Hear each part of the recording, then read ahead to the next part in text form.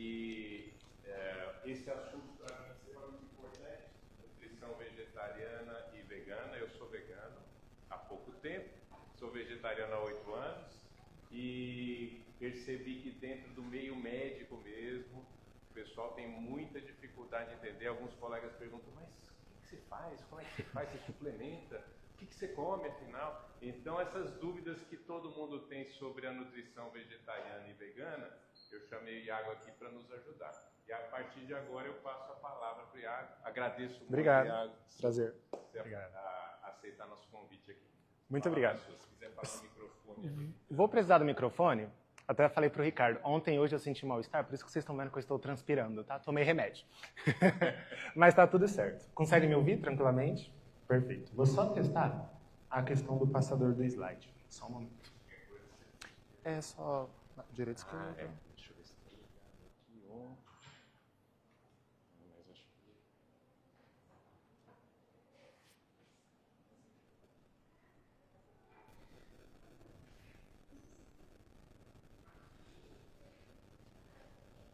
Será que... Manualmente mesmo? Perfeito. Não, deu certo. É de para Pra direita. lá e pra esquerda. Perfeito.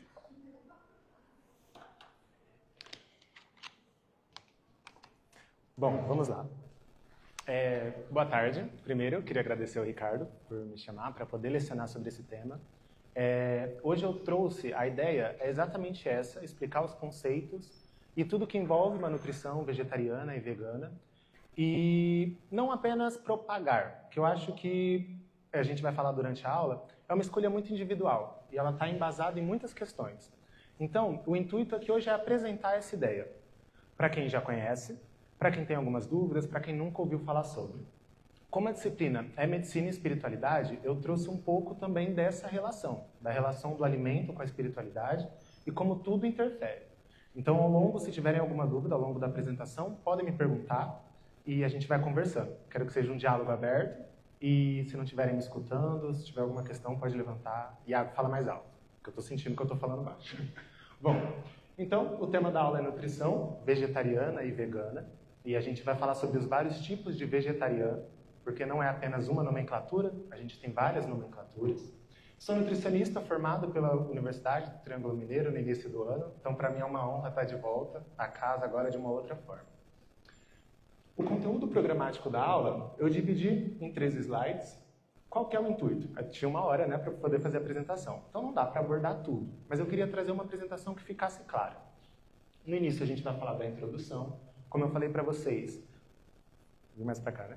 Como eu falei para vocês, a ideia de alimento e espiritualidade, trazer um pouco desse conceito, as motivações de escolha, o contexto histórico, quando surgiu essa ideia de uma alimentação vegetariana ou até mesmo do cuidado com a alimentação, as definições, filosofias e religiões que mesclam com esse tipo de alimentação, dificuldades e obstáculos para o indivíduo que escolhe e inicia uma alimentação vegetariana. Então, quais são os obstáculos que nós, enquanto profissionais da saúde, precisamos nos atentar?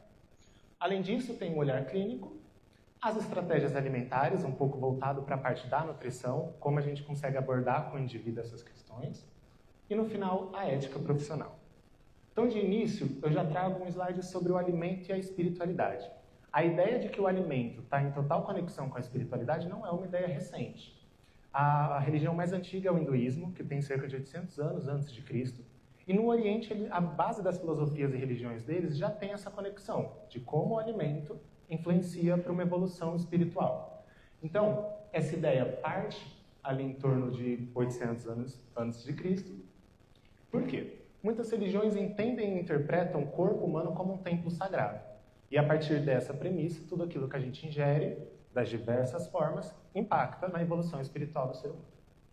Alguns estudos apontam que quanto maior a relação do indivíduo com a espiritualidade, quando eu falo espiritualidade eu estou falando de uma forma ampla, sem citar ou especificar nenhuma religião, mas alguns estudos já apontam que quanto maior a conexão e o cuidado do indivíduo com a espiritualidade, maior a chance dele se atentar melhor em relação à alimentação. E como consequência, principalmente trazendo um pouco dessas questões de vegetariano e vegano, a gente tem alguns impactos diretos na saúde quando feito da forma adequada. Então, a gente tem a diminuição de doenças crônicas não transmissíveis e também a melhora da qualidade de vida desse indivíduo.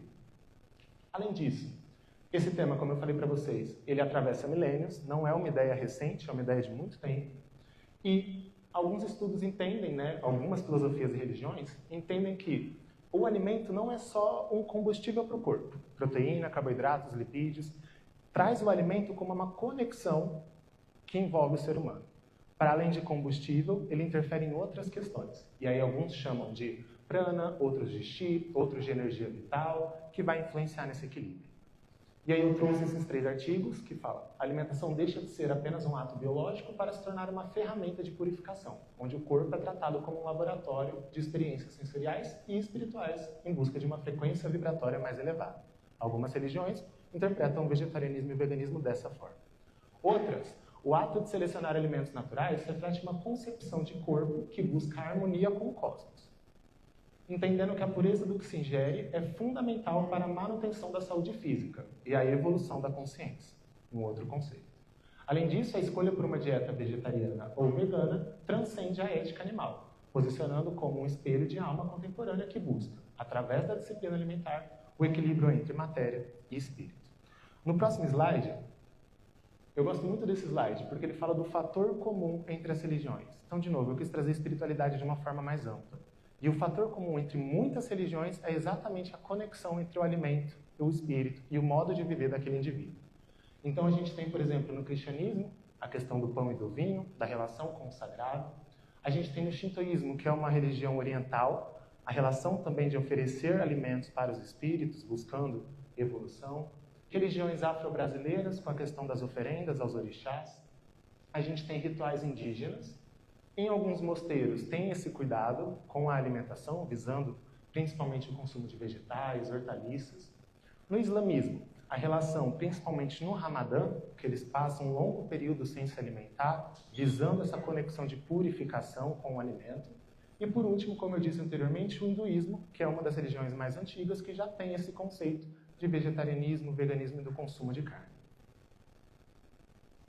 E aqui é muito interessante porque, como eu falei para vocês, a escolha de uma alimentação vegetariana e vegana parte do indivíduo. O indivíduo opta por esse tipo de alimentação. E essa escolha pode ser feita de várias maneiras, por várias motivações. E eu trouxe as 3 principais. Quais seriam? Cultura, filosofias de vida e espiritualidade.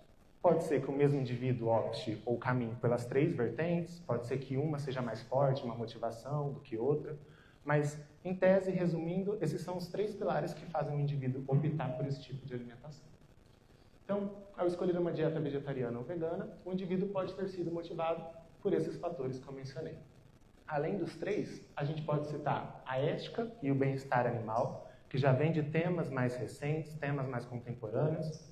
A gente pode falar da sustentabilidade ambiental, saúde, ali eu escrevi errado, perdão, da saúde e da vitalidade e culturas de base vegetal. Algumas culturas naturalmente já têm esse contexto, de não consumir carne ou de preferir outros tipos de alimento. Então, como eu estava contando para vocês, o contexto histórico, por mais que a gente ache que é moderno essa ideia já vem há muito tempo atrás, entre algumas religiões e alguns filósofos também que citavam esse tipo de alimentação. A gente tem o hinduísmo, o budismo e o jainismo, que é ali por volta do século 8 a.C. No Ocidente, alguns filósofos, como Pitágoras, citavam uma alimentação com base vegetal, buscando esse intuito das ideias, esse intuito da purificação. Eu trouxe e citei Epicuro porque é um filósofo muito interessante. Epicuro não falava sobre alimentação vegetariana ou vegana, mas ele falava sobre comer em conjunto, sobre comer em família, sobre comer em grupos, e de como a ideia dele era de que estar em grupo e se alimentar em grupo fazia a gente absorver melhor os nutrientes e favorecia a socialização daquele grupo. Então, por isso que eu quis trazer essa citação. Ao longo dos séculos, essa prática evoluiu e a gente foi estruturando alguns movimentos. Então, em 1944, surge o termo que hoje a gente conhece como veganismo ou vegano, que aí consolida uma postura ética contra a exploração animal. Hoje, quando o indivíduo opta por esse tipo de alimentação, a gente está falando de uma escolha, e uma escolha política e consciente, com base naquilo que eu trouxe anteriormente. Onde o preparo do alimento e a intenção depositada tornam rituais de presença. Então, ali a gente tem não só a restrição dietética, do tipo retirar o consumo de carne, mas a gente também tem ali um impacto de consciência desse indivíduo. Pode ser uma consciência voltada para a sustentabilidade, uma consciência voltada para a religiosidade, para a espiritualidade, mas deixa de ser apenas tirar carne. E hoje parte a ser uma escolha, um propósito de vida ali daquele indivíduo. Muitas vezes. Tá? Tem alguns indivíduos que optam não motivados por um propósito, mas não deixa de ser uma escolha. Precisa partir de uma certa motivação. Então, ao alinhar, né, o consumo com os propósitos de não violência e sustentabilidade, o indivíduo ele resgata essa antiga sabedoria, como eu falei para vocês, principalmente do hinduísmo, lá atrás. O hinduísmo ele tem um conceito de ahimsa, que é exatamente esse conceito de não violência. Então, quando hoje a gente fala desse tipo de alimentação, a gente está resgatando esses conceitos que já vêm de muito tempo atrás. E aí aqui a gente já parte para as definições. Quais são os tipos de vegetarianismo e as definições de veganismo? A nutrição vegetariana, então, ela vai buscar o equilíbrio entre os macronutrientes e os micronutrientes, visando principalmente a exclusão, né, de alguns alimentos de origem animal. No contexto nutricional, as classificações são de acordo com aquilo que a gente tira, que a gente exclui. Então, isso facilita um pouco na hora da gente entender as nomenclaturas. O mais recente conceito é a flex vegetariana. Esse conceito ele surgiu com a intenção de diminuir o consumo de carne e produtos de origem animal. Então, uma filosofia, por exemplo, é a segunda-feira sem carne, que vem crescendo, vem se popularizando. Essa filosofia e essa ideia poderia entrar no flex vegetariano. Então, são pessoas que consomem carne, mas têm essa ideia e esse intuito de diminuir ao longo do tempo, ou por um prazo específico, ou pela vida toda. Então, a gente tem flex vegetariano. O ovo-lacto-vegetariano, que inclui ovos e leites, né, e derivados. E geralmente é a transição mais comum. A pessoa começa ali no ovo-lacto-vegetariano e depois vai transicionando. Isso é muito importante porque tem-se um crescimento, e alguns estudos relatam um crescimento dessa adequação a esse tipo de dieta, mas muitas vezes é feito da forma errada, da forma de apenas retirar a carne, e não com o conhecimento do que eu substituo quando eu tiro a carne. E aí já tem um conceito que é o vegetariano ultraprocessado. Então a pessoa tira a carne e coloca alimentos ultraprocessados no lugar. Para a saúde, se a gente for pensar, vai anular todo aquele conceito que eu tinha dito até aqui, da melhora da qualidade de vida, da diminuição de doenças crônicas. Então, quando a gente vai colocar ali, né, estou em conversa com um indivíduo, e ele traz essa questão para mim, o fator mais principal, no momento que a pessoa escolhe, é como será feita a transição. Porque isso vai impactar diretamente a saúde desse indivíduo. Se a transição for feita de uma forma de só retirar a carne, a tendência dele colocar alimentos que não são benéficos para a saúde nesse espaço é muito grande. A gente tem o lacto-vegetariano, que ele inclui leite e derivados, mas exclui ovos. Além disso, a gente tem o ovo-vegetariano, que inclui ovos, mas exclui os laticínios. E por último, a gente tem o veganismo, o vegano ou o vegetariano estrito, que aí ele já exclui todos os produtos de origem animal, incluindo mel, gelatina e corante carmim. Então eu trouxe os alimentos de origem animal, né, principalmente leite, derivados, carne, que é mais fácil da gente pensar, mas o mel também, porque muitas pessoas não têm essa consciência do mel, mas às vezes o mel pode entrar também nessa questão do veganismo de tiro. Mais uma vez, a questão das filosofias e religiões que conversam com esse tipo de alimentação. E aí aqui a gente tem, como eu disse, o princípio do Heinz e as tradições orientais. Então é comum que no Oriente a gente tenha pessoas que se adequam a esse tipo de alimentação. A gente tem hoje, principalmente, a questão da ética animal e o antiespecismo. Então, o que seriam esses dois conceitos? Vem crescendo e vem sendo difundida a questão da sustentabilidade. O antiespecismo fala exatamente sobre isso, de eu não olhar o animal como um ser inferior.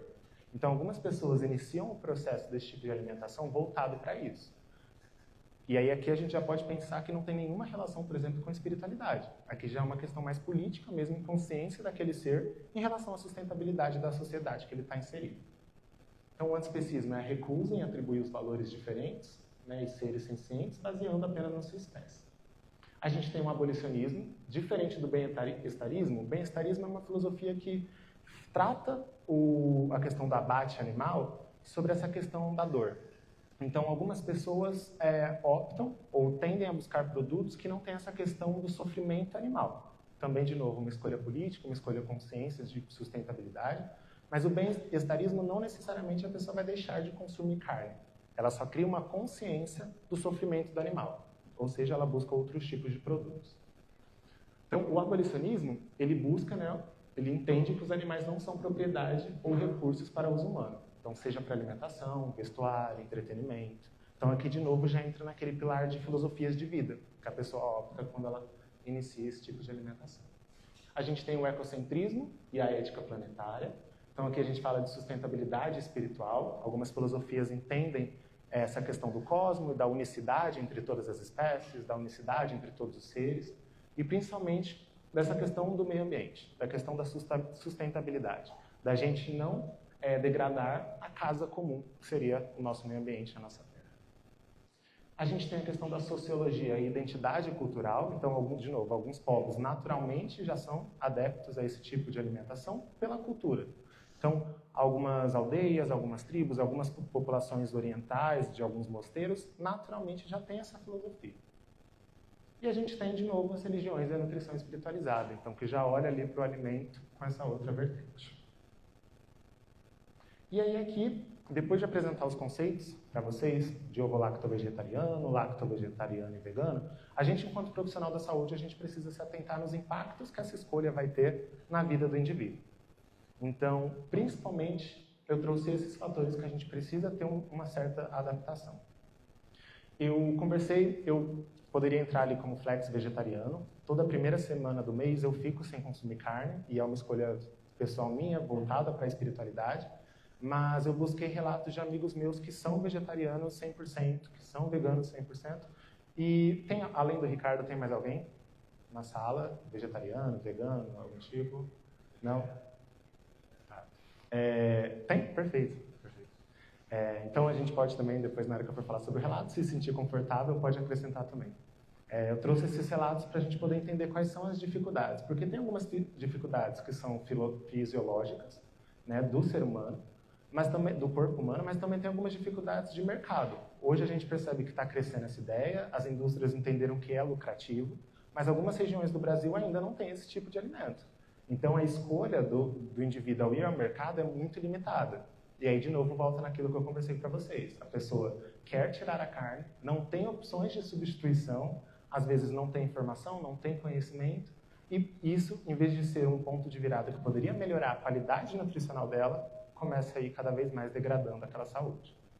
Então, quais são os pontos que a gente precisa se atentar principalmente? A vitamina B12, a cobalamina, ela é o único nutriente que não tem biodisponibilidade na forma vegetal. Então, para alguns veganos ou vegetarianos estritos, a gente precisa fazer a suplementação.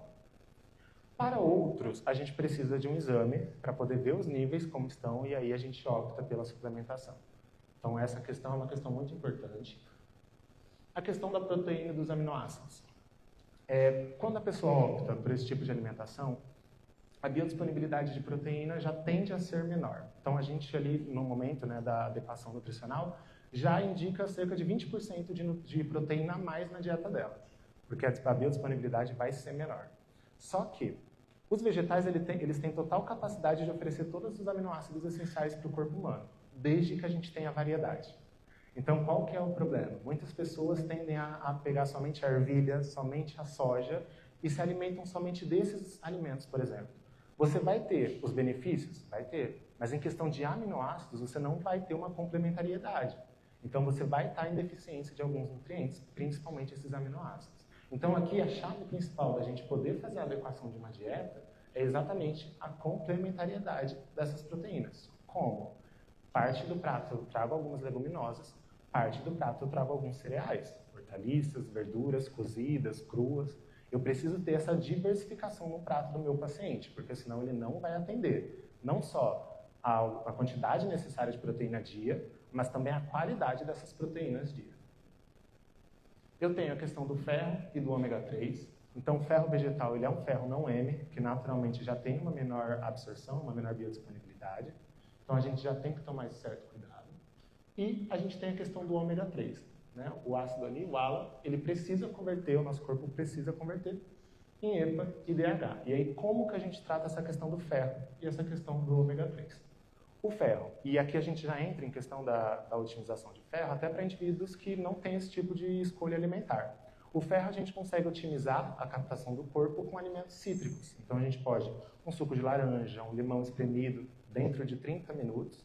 Então, por exemplo, se eu vou almoçar ou se eu vou jantar, principalmente em grandes refeições, que já tende a ter esse aporte de ferro maior, eu coloco alguns alimentos cítricos, suco de laranja, suco de limão, para poder aumentar a minha absorção de ferro.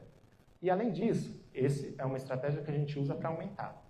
Alguns alimentos, infelizmente, eles diminuem a absorção de algumas vitaminas que a gente tem, principalmente o cálcio.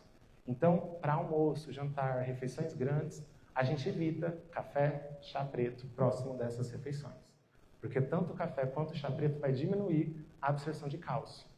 Então, eu consigo, em relação, por exemplo, ao ferro, aumentar a absorção, mas se eu fiz a refeição e logo depois tomei um cafezinho, e isso é comum, eu mesmo muitas vezes faço, a gente indica ali em torno de 40 minutos, tá? Então vai almoçar, espera uns 40 minutos, 45 para poder tomar aquele cafezinho. Porque infelizmente ele impacta nessa absorção de algumas vitaminas, alguns nutrientes, principalmente o cálcio. A gente tem os fatores antinutricionais, então, né, obviamente é natural que o indivíduo comece a se alimentar de grãos e sementes, porém a forma que vai ser feito também o consumo desses alimentos é super importante. Tanto grãos quanto sementes têm fatores antinutricionais que causam desconforto. A questão dos gases, a questão do mal-estar intestinal. Então, para esses alimentos, a gente indica o remolho. Então, de um dia para o outro, deixe em água, troque essa água. É muito comum que algumas pessoas somente coloquem a água lá e deixem de um dia para o outro esses grãos na mesma água. Você vai tirar, sim, um pouco dos fatores antinutricionais, mas não 100%.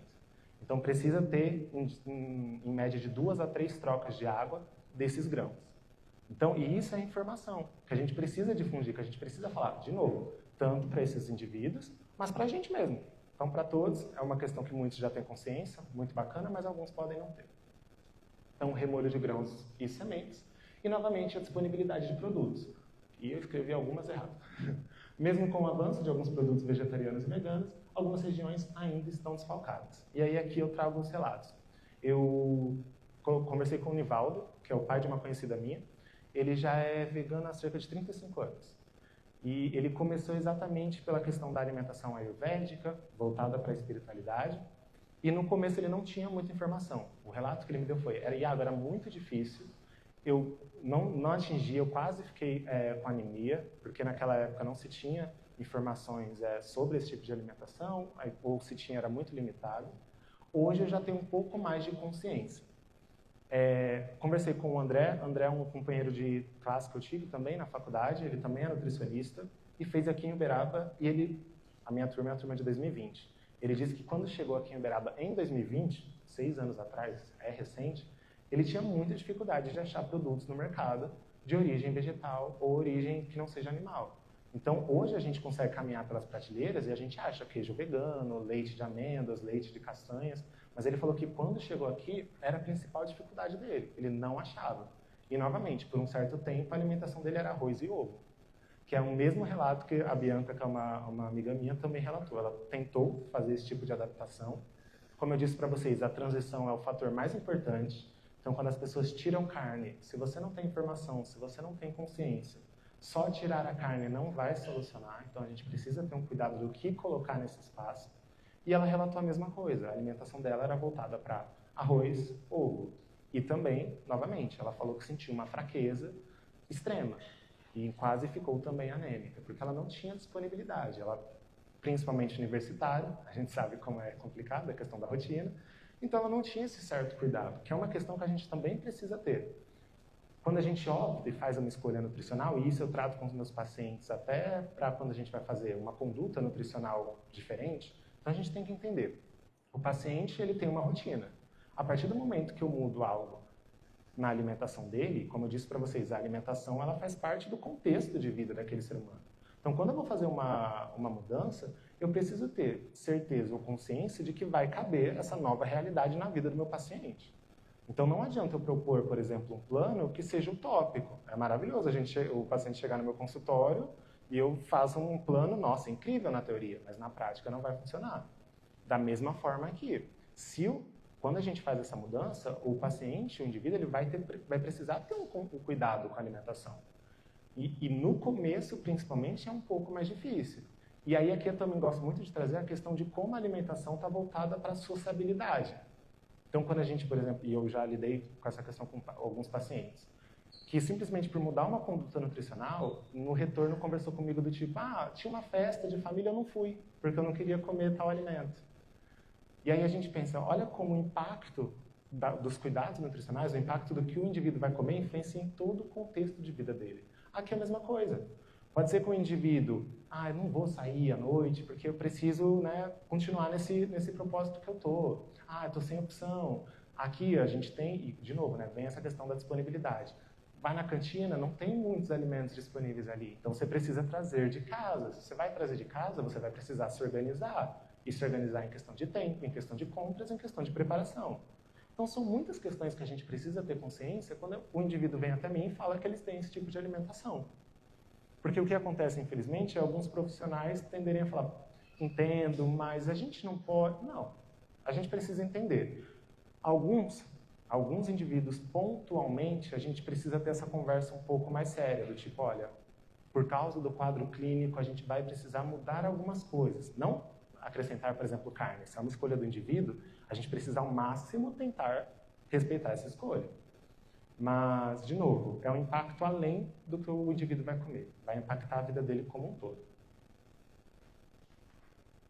E aí, quais são as estratégias alimentares que eu vou ter com esse paciente, quando ele chega no meu consultório? E, principalmente, essa estratégia está voltada aos cuidados da transição. Então, o paciente veio até mim, por exemplo, e falou que agora quer optar por uma alimentação sem produtos de origem animal.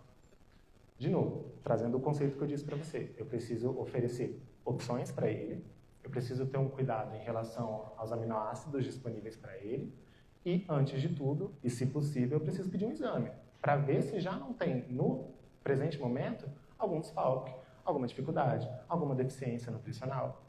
Porque a gente tende a achar, por exemplo, principalmente em relação a B12, muitas pessoas têm essa questão, o paciente com deficiência de B12 é um paciente vegetariano ou vegano. Não necessariamente. Hoje em dia a gente tende a cada vez mais se alimentar de alimentos ultraprocessados, na correria do dia a dia, fazendo escolhas que não são interessantes. Então, às vezes, até a gente está com deficiência de B12 ou com níveis abaixo dos indicados, sem ter essa percepção. Então, a gente precisa ter esse cuidado. Se possível, antes de tudo, pedir os exames para poder fazer essa orientação. E aí, compondo um prato, né, de uma qualidade nutricional interessante, a gente vai fazer um planejamento nutricional que vai visar principalmente isso aqui. 25% de leguminosas, então de alguns grãos, como feijões, lentilha, grão de bico, soja, a gente pode usar o tofu e o tempê também. 25% de cereais ou tubérculos, arroz integral, quinoa, batata, mandioca, milho. 50% de hortaliças, legumes e verduras, alguns crus, alguns cozidos. É interessante que tenha essa diferenciação, porque altera um pouco. Alguns alimentos é a questão mínima que muda, em questão de composição nutricional, mas outros você vai ter uma maior disponibilidade para o organismo quando ele está cru ou quando ele está cozido. Então é interessante ter essa distinção. E gorduras boas, principalmente azeite de oliva, abacate, oleaginosas. Então esse é um tipo de prato ideal para um indivíduo vegetariano, vegano, independentemente das classificações. E aí aqui a gente pode ir mudando. Por exemplo, o ovo lacto vegetariano, eu posso incluir um ovo. Posso incluir alguns derivados do leite, de acordo com aquelas classificações que eu tinha trago para vocês. E essa questão dos 50% de hortaliças e 25% de leguminosas é muito interessante, que é até a indicação do guia alimentar para a população brasileira. Então, até para o indivíduo que não tem esse tipo de alimentação, a gente indica, e de acordo com o guia alimentar, 50% do prato voltado para hortaliças, 25% voltado para leguminosas. E aí o restante, esses outros 25%, já pode entrar a questão de proteína, de origem animal ou não, e outros fatores. E por último, eu queria trazer muito sobre a ética profissional. Então a gente, enquanto profissional da saúde, ali quando a gente está com o paciente, a gente precisa olhar a questão dos exames, as questões fisiológicas, precisamos. Isso faz parte de um dos pilares da nossa profissão. Mas quando a gente está ali frente ao paciente, a gente precisa entender que o paciente é um universo, ele é um contexto. Então eu não estou ali tratando somente a doença. E eu sei que isso, infelizmente, por questão de rotina da vida, dependendo do lugar que a gente for trabalhar, a gente não vai ter tempo disponível para ouvir a história, ouvir o contexto e propor ideias que sejam incríveis. E isso é uma questão do sistema, infelizmente. Mas o máximo que a gente puder conseguir olhar para além da doença, eu acredito que esse é o melhor caminho dentro de qualquer área dos profissionais de saúde. Então, quando eu falo de ética profissional, eu falo da gente entender que se o indivíduo chegou ao seu consultório e ele comenta que ele é vegetariano, que ele é vegano, a gente precisa entender que ele fez uma escolha. E se ele fez uma escolha, ele tem uma certa motivação para fazer essa escolha. E esse é o principal ponto. E se a gente entende isso, a gente consegue aumentar exponencialmente a adesão do paciente ao tratamento. Porque se eu estou frente a um paciente, ele fala que fez a escolha motivada a uma filosofia de vida, eu consigo, do outro lado, tentar caminhar por esse caminho para fazer com que ele tenha uma adesão melhor.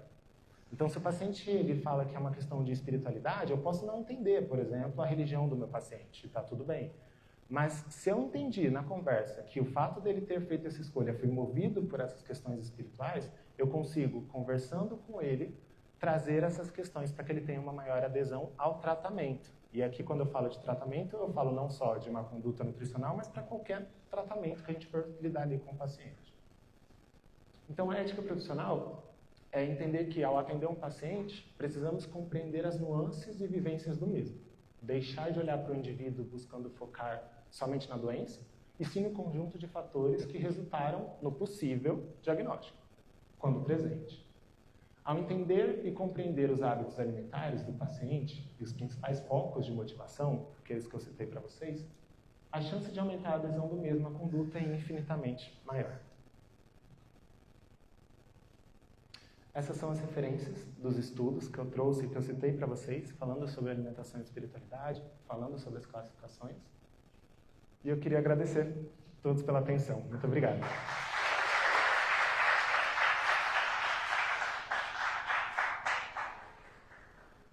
Eu falei rápido, né? Peço até desculpa. Mas ficou claro? Alguém tem dúvida? Se quiserem, pode perguntar. Em relação a?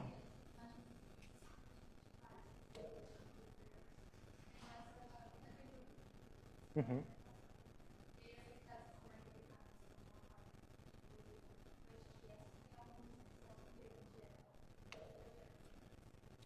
Depende, nesses casos a gente precisa principalmente ver como que está a saúde da criança antes de entender. Intrinsecamente não tem essa diferenciação, a gente consegue colocar. Mas a gente precisa entender não só a criança quando já está no presente, mas o histórico até da gestação.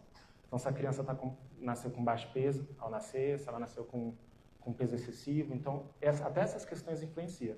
Infelizmente, pode ser que eu precise ter algumas condutas que vá ser um pouco conflituosas ali em relação à mãe, assim, em relação ao pai, à família. Mas intrinsecamente não tem essa questão de ter que consumir carne ou ter, mas eu preciso analisar o contexto, tanto o exame quanto o contexto das gestações. Alguma outra pergunta? Pode falar. Na parte da alimentação associada, você estava falando da parte de Uhum. Eu tinha lido uma vez um artigo que na alimentação do feijão e da beterraba, ao mesmo tempo, teriam um efeito negativo na absorção do ferro.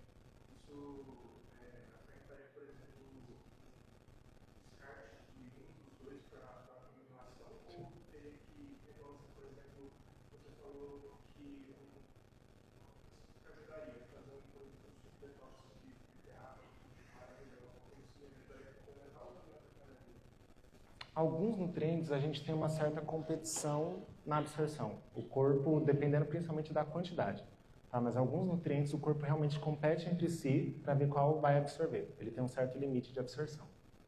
Nesse caso, principalmente da beterraba e do feijão, a gente não tem significativamente essa competição muito clara, assim, principalmente na literatura. Tem sim uma certa competição, mas não ao ponto de, por exemplo, negativar a absorção de um. Então não vai ser ou um ou o outro. Mas 100% dos dois eu não vou absorver. Vai ter esse pequeno conflito. E aí, principalmente, igual você falou a questão do suco detox, por exemplo, de uma beterraba com cenoura, de uma beterraba com uma laranja, principalmente se tratando dessas questões que eu disse para você, por exemplo, em relação ao ferro com alimentos cítricos.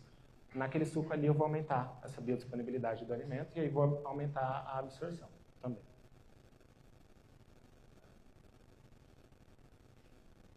Pois não.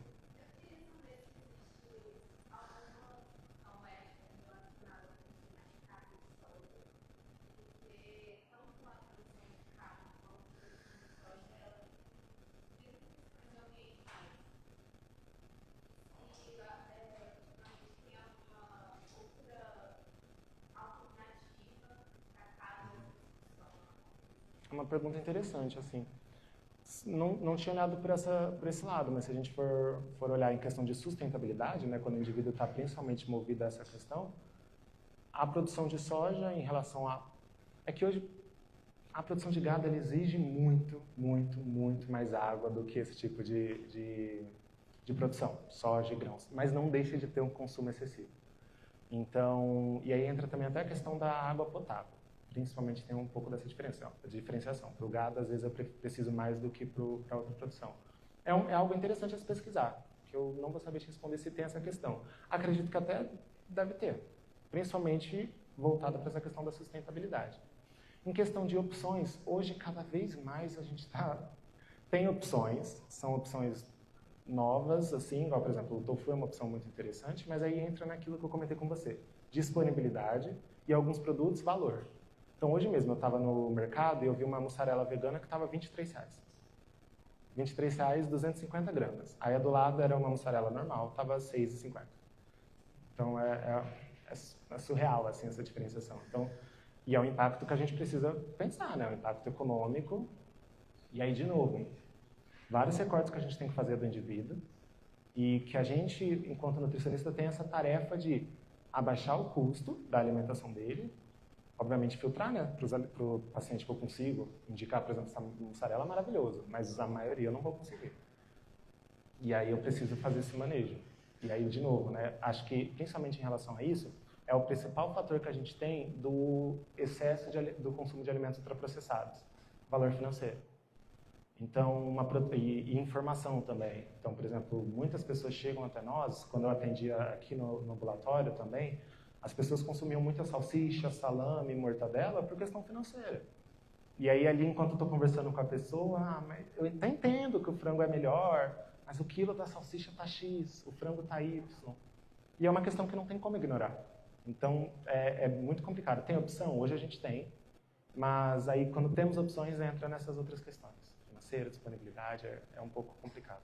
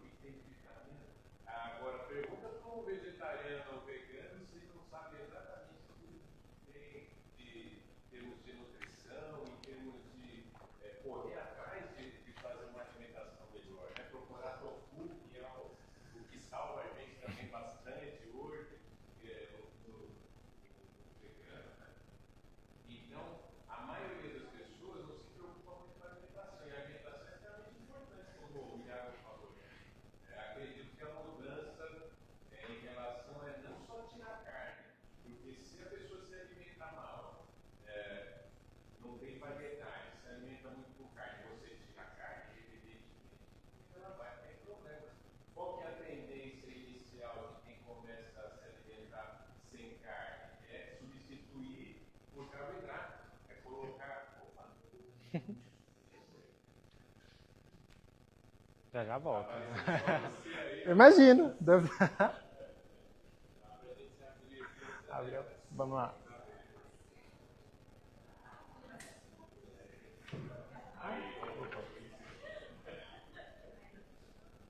Você estava falando o seguinte, que normalmente as pessoas tiram a carne do prato e o prato não tem mais nada, só tem carne, arroz e batata frita, né? Aí você tira a carne, você come só carboidrato. Então, a mudança de alimentação passa por um entendimento, saber exatamente o que tem proteína, o que tem vitamina, que tipo de vitamina, entender, procurar um nutricionista, conversar com ele. Acho que essa é a parte importante das coisas, mas simplesmente tirar a carne do prato não.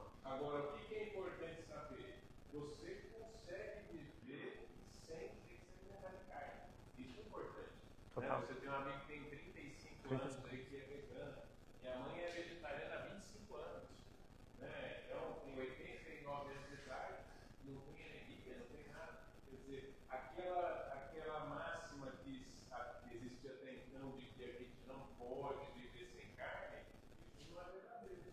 Né? Precisa ter cuidado, precisa procurar, como eu falei, nutricionista, sentar com ele, ver quais os alimentos, fazer os exames todos, ver o que você já tem de deficiência, e a partir daí sim, procurar ter uma boa alimentação. Então, assim, a aula do Iago foi perfeita, ele falou os pontos essenciais, falou extremamente bem, né? Teve essa ideia toda aí de que você precisa se preocupar com a sua alimentação, independente do que você optar. Total. A gente não sai levantando bandeira para coma isso, coma aquilo, cada um sabe o que Suas escolhas. o jeito que tem que se alimentar, mas fazer uma alimentação adequada. Sabe o que eu ia falar? Na primeira parte da fala do senhor, que estava entendendo na parte de tirar o gado e colocar o potinho no lugar. Eu fiquei na dúvida se isso seria trocar 6 por meia dúzia, por exemplo. Porque ao mesmo tempo que o gado tem excesso de proteína, uma alta taxa de CO2, prejudicando o meio ambiente aéreo, ele também vai ter uma parte importantíssima do solo que ele está. Então, trocar isso por um plantio, por exemplo, estamos falando aqui de 20 hectares de gado que servem para alimentar em massa a população mundial aqui no Brasil. Se trocar isso, por exemplo, para alimentar em massa a população mundial usada por opções veganas, isso poderia empobrecer o solo, principalmente porque a gente está falando de uma cultura vegetal que seria uma rotação para você plantar coisas diferentes da vegetação e plantar a maior parte de soja. Isso hoje não absorve tanto assim CO2. Precisa ser sólido. Eu entendo que passa por toda uma questão política, toda uma questão de crenças, mas o que a gente entende? E respeito, são opiniões também, né? São opiniões. Se a gente for fazer uma projeção e pensar num futuro onde você não tenha ou tenha diminuído a quantidade de gado, seja uma coisa mais equilibrada, melhor para todo mundo. O que a gente percebe hoje, que grandes áreas de floresta, grandes áreas de territórios que poderiam ser plantados outras coisas, e não só soja, né? Plantios que a gente pudesse alimentar de várias outras vegetais, são utilizados para gado. Né? A Amazônia foi invadida e foi desmatada para colocar gado. É uma das grandes lutas que aconteceram, por isso que eu falo, entra no âmbito político, mas não é, a ideia não é essa, mas é só lembrar vocês, da época do Chico Mendes e tudo, era por quê? Porque a Amazônia estava sendo invadida, desmatada para criar gado, né? Porque a alimentação conhecida nossa é gado. Então o que a gente propõe é sempre um questionamento, uma reflexão. Né? Será que a gente precisa se alimentar de carne só porque a gente nasceu num mundo onde todo mundo aprendeu a comer carne? Né?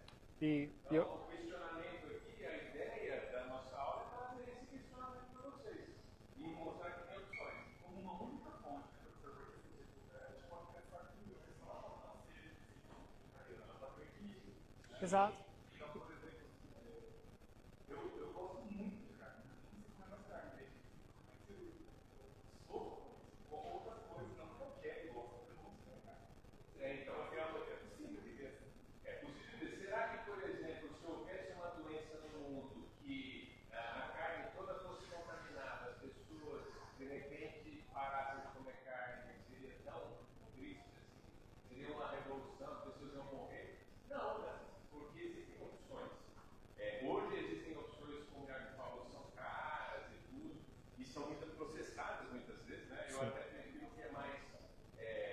Natural. O sal é natural. Comer fruta. Grão de bico, lentilha. É voltar à alimentação natural. É uma alimentação de base natural. O melhor possível. E fugir de todas essas coisas que às vezes tentam imitar. O queijo, a carne, que são até ultraprocessados, que também não são bons. Né? Mas pode, de vez em quando, você tem vontade de comer um hambúrguer, você vai lá e compra um hambúrguer parecido. Até porque é uma questão de memória, de sentimental. Mas, então, assim, o que a gente tem, a gente está discutindo, acho que existe um apego muito grande, uma cultura, e o que é interessante é que as pessoas façam questionamento. Entendam que existem opções diferentes do que a gente tem hoje. Mas, e acho que, igual você disse, Ricardo, a ideia era apresentar essa ideia e principalmente exatamente falar sobre é possível. Desmistificar essa questão, e porque eu poderia, por exemplo, se eu fazer uma aula sobre a questão do consumo de carne, e aí eu abordaria a questão da caça, que é lá intrínseco dos seres humanos. Poderia trazer muitas questões, e acho que até um ponto que é interessante que você disse, a questão do gado. Não, a minha escolha, por exemplo, foi guiada do Flex vegetariano, então ficou uma semana sem. Foi guiada por questões espirituais. Acho que se alguém, igual o Ricardo, tem esse conhecimento mais da sustentabilidade, muito interessante. Mas acho que uma forma de olhar que a gente pode ter hoje é, conforme se crescer ou se aumentar esse tipo de alimentação, a gente pode chegar num equilíbrio. Então não estamos falando de trocar pastos por plantações. Mas estamos falando existe uma possibilidade.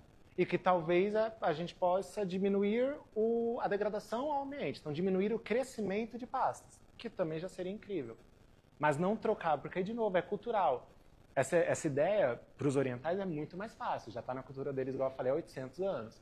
Para a gente, é complicado chegar e impor. Olha, então acho que não é sobre impor. É sobre trazer a ideia, fazer vocês refletirem, fazer vocês terem essa percepção. E às vezes tentar, se surgir um interesse, vou tentar ficar a segunda sem carne. Agora vocês têm pelo menos repertório para poder fazer essas escolhas. Repertório para difundir também para os amigos de vocês, caso tenham. Então, a ideia era apresentar esse conceito, essa ideia. Mais alguma dúvida, gente? Mais alguma questão? Ali.